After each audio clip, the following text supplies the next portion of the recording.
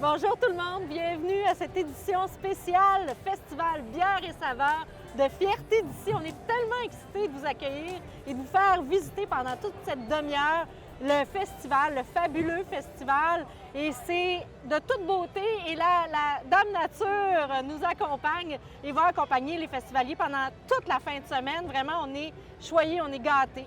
Donc, on va vous faire découvrir pendant l'émission certaines entreprises qui sont ici exposant sur le lieu du festival. Alors, on va aller à la rencontre de la rôtisserie Fumoir Urbain et Bièrerie Shelton également. Et on débute en beauté avec le PDG, l'homme derrière tout ça, le PDG donc du festival Bière et Saveurs de Concept B, Luc Rousseau. Bonjour Luc! Hey, bonjour, merci. Merci de nous accueillir chez vous, c'est tellement...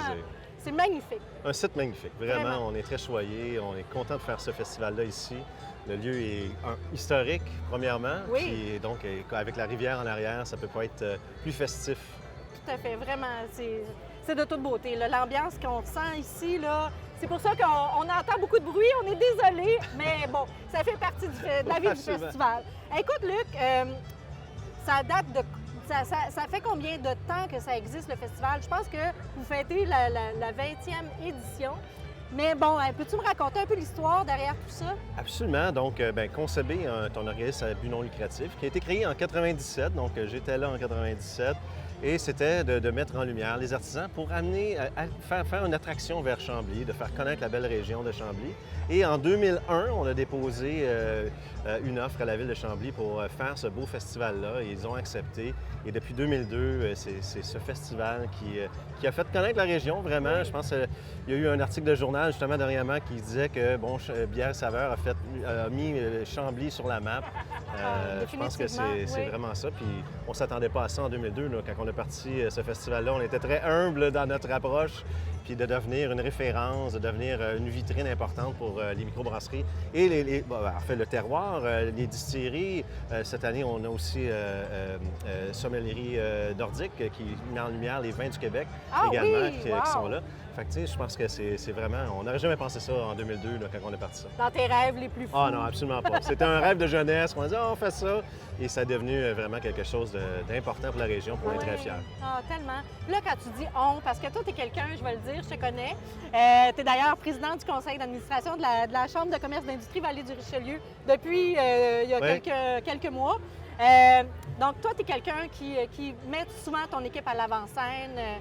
Donc, tu n'as pas parti ça tout seul. Peux-tu me dire avec qui tu as lancé ça? Absolument. Puis c'est important. On a une équipe. Concept B, c'est 13 employés, premièrement. C'est important de le dire.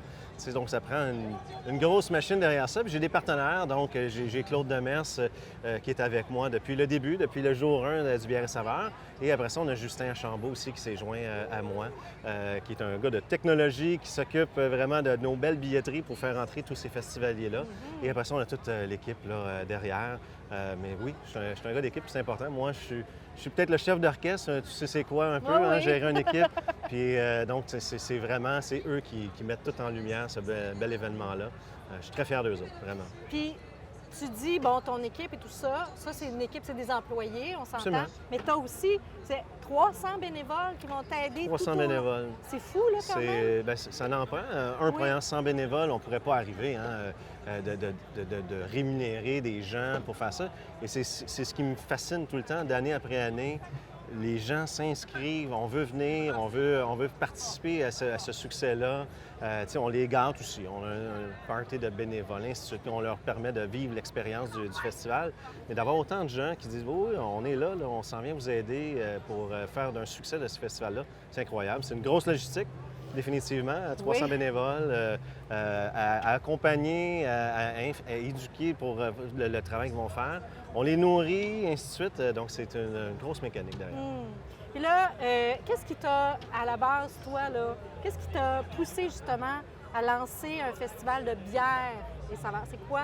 Très bonne question. Parce que t'es pas, toi-même, tu brasses pas ta propre J'ai brassé, bière. mais bien après le Bière et Saveurs. Okay. Donc, on organise un festival, on s'est dit, on va se tenter. Et vraiment, on pense que c'est facile de brasser de la bière. Et non, je confirme, c'est pas facile.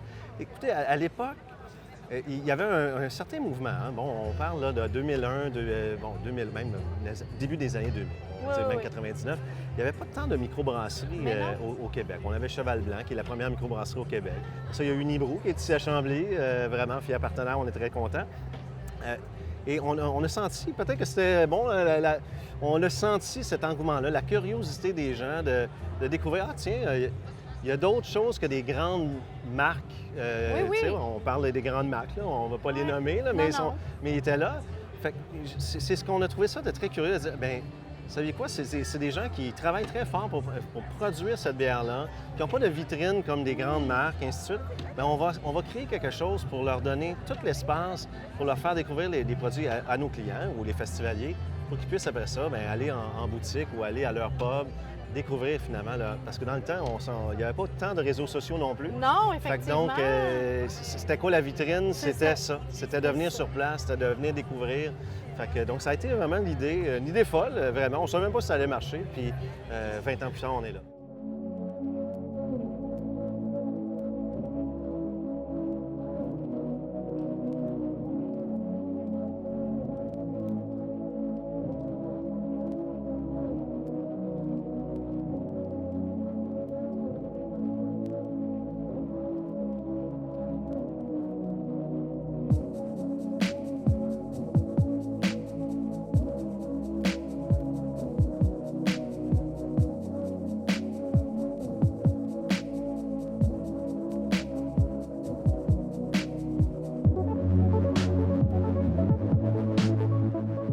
Mais là, tu sais, on est là, on boit, bon, un délicieux verre avec de l'alcool dedans, mais ce n'est pas qu'une fête de l'alcool, on va se dire les vraies affaires. C'est très familial aussi. Hein. Très familial. J'ai une petite anecdote, un temps quand, dans le 20e, beaucoup de gens parlaient du festival de la Poussette. Ah oui, Fait que ça, c'est très drôle parce que les gens disent « Ah, c'est oui, bien savoir, parce que c'est effectivement un événement très familial. On est dans la dégustation, on est dans la découverte. C'est pas une buverie. non. Loin de là, on a une belle zone famille, commentée par la ville de Chambly. Chambly qui est une ville très familiale, Tout à qui fait. nous accompagne depuis le jour 1 parce que, bon, depuis 2002, Oui. ils sont partenaires avec nous. Et pour eux, c'était très sensé pour dire hey, nous, là, on veut être visible dans la zone famille parce que c'est ça, la Chambly. C'est On ça, est Chambly. familial, on Ouais. accompagne. Fait que oui, c'est un festival qui est hyper familial. Puis ça, on en fait une fierté de Ouais, ça, tout de à dire, fait. écoute, on n'est pas juste pour adultes. Les gens Non. peuvent venir ici se promener. Puis Il y a des mocktails aussi, tu sais, c'est pas, tu sais, t'es pas obligé de boire. mocktail, le sans-alcool est très populaire. De Ouais. plus en plus, on a énormément de microbrasseries en ce moment présents qui offrent du sans-alcool. On a une section vin, donc sommelier nordique qui est ici, avec des vins québécois. Fait découvrir la belle région. Bon, on est un petit peu plus dans l'alcool, mais après ça, les mocktails et le sans-alcool est très important aussi pour nous, avec Éduc Alcool qui est Avec partenaire. Éduc-Alcool, j'ai vu, il y a un kiosque. Je pense qu'on peut justement se faire accompagner s'il y a quoi que ce soit. Donc, En fait, tout c'est a été Tolérance prévu. Zéro, qui Ouais. est un autre, ça fait très longtemps. On se dit, bien, Uh-huh. écoutez, si vous êtes venu ici, vous ne voulez pas prendre votre voiture pour retourner à la maison, Tolérance Zéro est là, ils peuvent s'abonner, et après ça, ils sont accompagnés. On a un service de navette, donc ils ne sont pas obligés de prendre la voiture. Les festivaliers peuvent, écoute, on a un beau circuit avec Exo, qui est un Oui. partenaire aussi, Oui. qui se promène dans la ville, qui nous amène au REM également pour Ah, revenir, oui. revenir à Montréal. Fait que Ah. ça aussi, c'est très génial. Ah, fait que là, dans le fond, les gens de Montréal peuvent même venir ici. Absolument, grâce au Venez-vous-en. REM, on n'a Oui, pas pu l'annoncer avant parce que Oui. le REM est ouvert presque. Là, oui, Fait oui. que, oui, absolument. C'est très facile pour les gens de Montréal de venir au Wow! festival. Ah, mais c'est fabuleux. Puis, il y a plusieurs zones. Bon, il y a la zone famille, puis il y a beaucoup de dégustation qui se fait. Tu sais, c'est bière et saveur, il Oui. faut le mentionner. On a 30, en fait, on a 30 kiosques, 30 exposants de nourriture. Mais oui, on a différentes zones qui sont des partenaires. Donc, on a Lagabière qui sont à Saint-Jean, qui ont une belle zone, qui vont faire découvrir des beaux produits. On a Unibrou, que j'ai mentionné tantôt, qui ont leur belle terrasse, qui sont avec nous depuis le début. E-Box, qui est vraiment le collaborateur, donc le présentateur de l'événement. Wow! Qui est content d'être ici parce que c'est vraiment une belle gang qui sont super dynamiques. Les gens peuvent aller se reposer dans la zone e-box. On a un beau lounge avec des belles... On a fait des belles terrasses avec des palettes de bois. Donc, OK. on a recyclé. Le recyclage, c'est important. Fait qu'on Ben a oui, fait ça. ben Et ouais. c'est ce qui fait que c'est une fierté Vous êtes de porté voir par que ça. ces entreprises-là, tu sais, c'est Ouais. des sous, c'est du temps. De dire, OK, non, on va venir soutenir cette cause-là, de faire rayonner ces artisans. Bien, ça démontre qu'on a quelque chose de tangible. On a vraiment une mission qui vient chercher ces commanditaires-là, qui viennent nous aider d'année après année. Oui, c'est impressionnant. Il ne faut pas le prendre pour acquis non plus. Non, non, non, non, tout à fait. En terminant, Luc, c'est quoi ta plus grande fierté à toi? Bien, à moi, je vais revenir. Tu me connais. Je vais revenir à l'ensemble de l'œuvre. Ma plus grande fierté, c'est ce qu'on est devenu. Une référence, une vitrine pour... tu sais, le Québec est important. Oui. Tu sais, la pandémie nous a amenés à réfléchir dans notre façon de consommer, et ainsi de suite. Puis je pense qu'on a plus notre place, plus que jamais, depuis la pandémie. Moi, je pense que c'est ma plus grande fierté d'avoir créé un leg, quelque chose qui va perdurer dans le temps, même quand je ne serai plus là, que je vais être à la retraite. Dans de très nombreuses années, un jour, mais je pense que honnêtement, c'est ma plus grande fierté. Je regarde le site, je regarde le nombre d'exposants qu'on a, c'est extraordinaire, c'est ça ma fierté.